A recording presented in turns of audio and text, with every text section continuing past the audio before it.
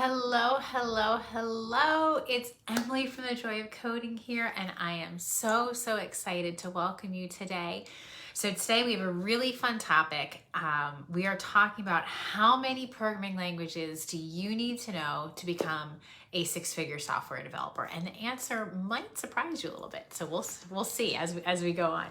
And so this question was actually for one of the people in the group. So Amin was asking me questions about how do I learn things quickly. So he was thinking about, like, can I learn a new language? How fast can I learn a language? He had this 1,000-page book about Java, and he's like, how fast can I learn it? And so I know this is a little bit related, but don't worry, we're going to circle back to how many languages we need to know. But partly it's also related. 7, I love it, Jonathan. Thanks.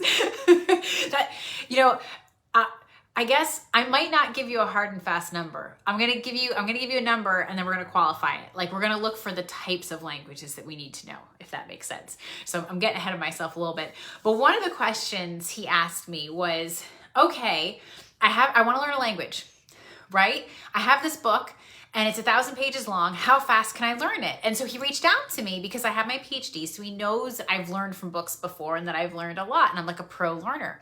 So as a pro learner, someone who's really good at learning new things, here is my tip. Why learn the 1,000-page book when you might only need 30 pages of it? So that would be my advice to learning anything, is learn what you need to know. So the first step is figuring out what exactly do you need to know. And so this is also going to apply to programming languages a little bit as well. Like, I can give you some general rules of thumb that I think are helpful. But in general, it's actually going to depend on the type of developer you want to become and the kind of projects that you want to work on. And you'll learn more languages over time. And I do want to differentiate between, learning a language and mastering a language. Because for me, and thank you guys, if you're watching, please don't hesitate to reach out and wave and ask questions. I just love getting to see your responses. I love it, love it, love it. And so if you're thinking about learning a language, let me clarify what I mean by learning a language. So I am a very practical person. I don't want to spend time. I don't know about you, right? There's different philosophies out there, but I don't know about you. But I don't want to learn a language if I don't need to know everything. Like, I don't want to learn something unless I actually need it. So I might be a broken record here. You've probably heard this before if you've watched any of my former videos. Hey, Amin, thanks for joining. Oh, thanks, Kim. Absolutely. Learning a language and mastering a language are totally different.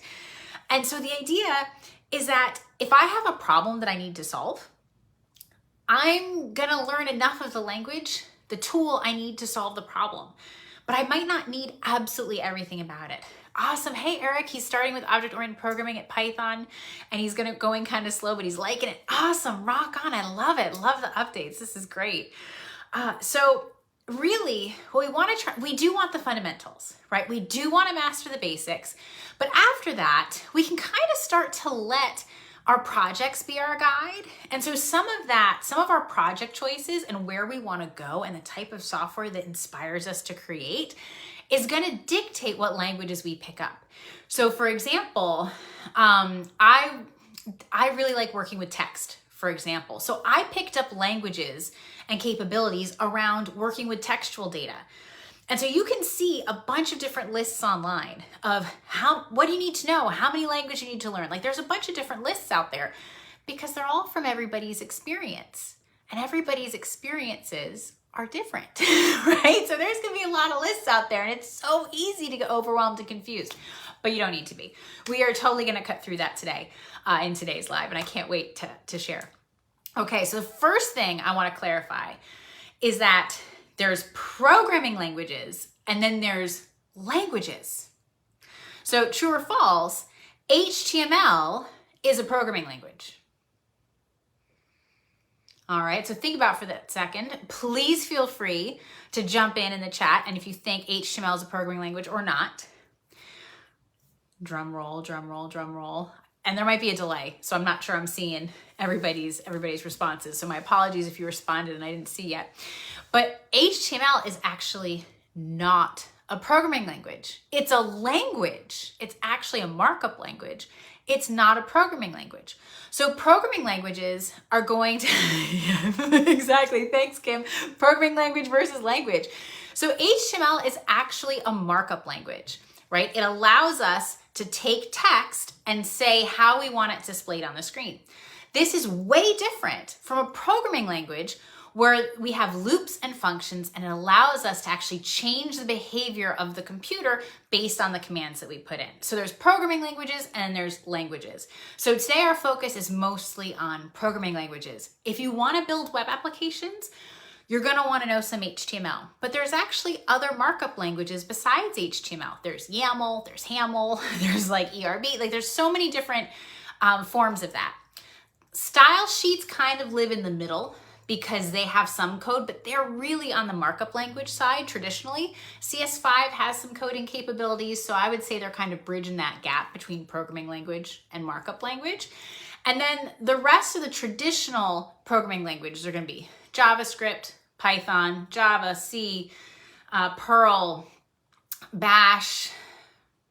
There's, you know, other older languages like COBOL and Fortran and Pascal and Lisp and Prolog, and the list goes Ada. You know, there's so many.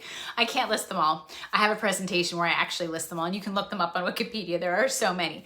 And the cool thing is you don't have to know that many to become a six-figure developer. The key is having the tools in your toolbox. It's like when you're building a house, you know how to use screwdrivers, you know how to use hammers and wrenches, and you might not need every single one to solve your problem, but you've got your go-to, right? So you know how to use it. So for example, one of my go-to things, because I analyze text data a lot, so I do a lot of text mining. So Bash, I use Bash scripts and I use Perl. Love them. And then once I know what I need to do for the text analysis and I want to share this code with other people and have other people running it and working on it and collaborating, then in the past I've translated it into Java because that's what made sense in my world because I was putting this in a Java-based IDE. But if you're working on the web, that might not be what you focus on. You might want to know a back-end language and a front-end language, for example, and that could be the same one. It could just be JavaScript. So everybody has a different set. Ideally, what you want is a set of tools. And you want the languages that suit where you're trying to go. So from the basic standpoint, my question to you is this. Do you want to learn the easy way or the hard way? Okay, so that's the question. And if you want to learn, in my opinion, the easy way, this opinion is based on, you know, in my day job, I've been a university professor for over 10 years. I've taught hundreds of students, you know, like hundreds of students a year how to program, how to go from absolutely nothing to being able to problem solving using code. And in my experience, you know, I've taught Java, I've taught Python, I've seen JavaScript used as an introductory language, I've seen Ruby, like I've seen so many different languages used to start students. And in my opinion, the easiest one, the fast path is Python to get started. Now you don't have to do it that way, but that's my recommendation to you. And I don't recommend that you stay there. Right? Again, it's not necessarily about mastering every nuance of the language, but that you have one go-to language that serves your needs for the types of projects that you want to create. So my advice is you start with a language like Python, could be Java or JavaScript as well, where you get the 7 basics. And if you're not sure what the 7 basics are, just drop a comment in the chat and I will happily find you that link and tag you in that video. But basically, you want to learn how to problem solve using the basics, loops, functions, ifs. And it doesn't really matter what language you use because all basic programming languages have those 7 basic fundamentals. So it doesn't matter. Like you can learn it in Python, you can learn it in JavaScript, but I find it's easier to learn in Python. It's easier to get up and running and see a quick win. And it's easier because in Python, you're not dealing with the whole web ecosystem, so it's easier to focus your attention as a new learner. So that's just my perspective as an educator, what I think is most important. And then once you've got those basics down, if you want, go into JavaScript, go into Java, right? Go into the projects. Let your projects guide what language is going to be best. Use the right tool for the job so that the job is easy. Right? So it's not necessarily about how many languages we learn, but finding those languages that move you forward. What do I find in my experience? Like if you press me, you're like, okay, how many languages do I need? Well, I find a foundation in Python or some kind of scripting language. Could be Perl. Perl's not one of the cool kids on the block anymore. Having foundation there where you can just get code up and running quick and easy, awesome, because sometimes you want to automate stuff. Could be Bash, right? If you like automating on the command line, pick one of the, pick one to kind of get comfortable with. And then you probably, if you're going to be on the web, you're going to probably want a web front-end language. So that could be JavaScript. That's kind of the standard these days. But to be honest, you might consider other stops along the way. So could you just learn JavaScript and get a job? Absolutely. But my question to you is, how hard is it going to be? Now, if you haven't tried it yet and you just are diving in and you're great and you're off and running, awesome. But for some, it can be really, really challenging because JavaScript has so many moving parts. It's, as a new learner to this ecosystem, it can be really challenging to figure out what's moving where and going when. And so that's why I actually recommend different languages, because it's not that you have to master them, but they're like tools that you can use to help make your learning easier, right? Like imagine having a tool that made it easier for you to learn how to code. Would you want to use that tool? Maybe, right? And so my recommendation is you start off in Python, you get the basics, and then you consider branching out. Maybe you stop off in Java for a little bit, not even JavaScript, because the programs are simpler. So when you run into a bug, because you're still learning, it's not a showstopper, and you actually have a means, you have the tools at your disposal to actually find and fix the bug. Web applications are so busy, it can be really overwhelming to know what's causing the bug because you don't understand all the interacting pieces yet because you're still new, you're just learning. So I actually recommend Python, Java, then JavaScript. Java has the syntax of JavaScript without the complexities. You learn object-oriented coding with Java, and that's actually really helpful for understanding modern web frameworks. And so I find it's a really great stepping stone for students. That's just based on my experience. And I'm not talking a long time, like 3 weeks, maybe 2 months. Like it's not a long time, but it's enough for you to get comfortable gradually with the technology and with the means of programming. Now, I personally also think that knowing a command line language, if you like Unix, Bash would be the go-to. If you like Windows Land, Bash or DOS could work. I think Bash is better because it goes across platforms. And so I do really recommend considering, to be a six-figure developer and really earn those elite salaries, trying to have some command line experience and comfort. And it's pretty simple. Like you can kind of pick up that command line in a weekend. The way I would use it is if I wrote a Python program or a Perl program, maybe I had some parameters that like some command line arguments I would put in, and then I would write a Bash script to run it for me. So maybe I wanted to run it 4 or 5 times on different data sets. I would write a Bash script that would be like a wrapper around my Python program. So I didn't have to know very much Bash to do that. I picked it up in like an hour, like it wasn't very much. So that's the thing. You might want to know 5 or 6 languages, but I'm not saying you're memorizing 1,000-page textbooks on these languages. You're using them as tools to solve a very specific problem that you can probably solve in an hour or 2. Python, Java, JavaScript, those are the biggies. Those might take a little bit longer to pick up on. And the reason why I like that progression as well is because when you see new languages, it helps you generalize, well, what are the essentials across all languages? And so eventually you're not intimidated by a new language. It's no big deal. You just do a Google search and you're done, right? Like you just know, okay, every language has a means of printing or displaying to the user, whether it's console.log in JavaScript, printf in Java, or print in Python. Like every language has that. And so you just need to know what to Google for. And so eventually, it doesn't matter if it's a different language. It doesn't matter if it's Ruby or PHP or whatever it is, right? You just know, okay, there's going to be a way to do this in that language. And you just need to kind of get a little bit of a primer and an introduction to get there. All right. So I guess how many languages do you need to know? You could get away with 1, but I think you'll be a better developer if you know a few. How many? That kind of depends on the ecosystem that you really want to thrive in. So if you want to be a front-end developer, that would probably be JavaScript, CSS, HTML. And I personally recommend Python and Java on the way to mastering those. If you want to do back-end, then definitely I recommend, Python and Java and JavaScript for sure.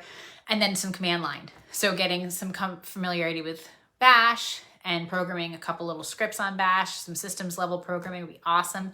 You could even consider going to the C level if you really like low level C programming. But again, really the sky is the limit, and it's based on, what excites you? Why are you learning to program?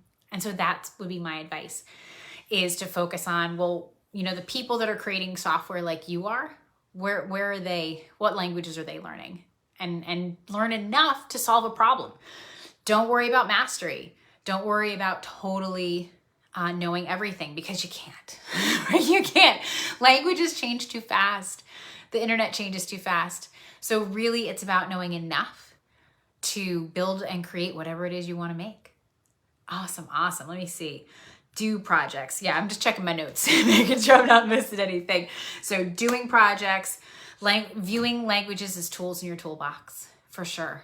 And just having a go-to tool. Like once you've got a basic programming language, a web language, and a command line language, you've got all the tools in the toolbox, right? And maybe knowing how to interact with a data store. Maybe it's a database, maybe it's a NoSQL, maybe it's a MySQL database, or some other backend data store. That's all you need. Everything else is going to be derivative. They're going to be different versions of the same thing. And once you have those basics down, that's all you need. All right, if there's any other questions, please don't hesitate to reach out.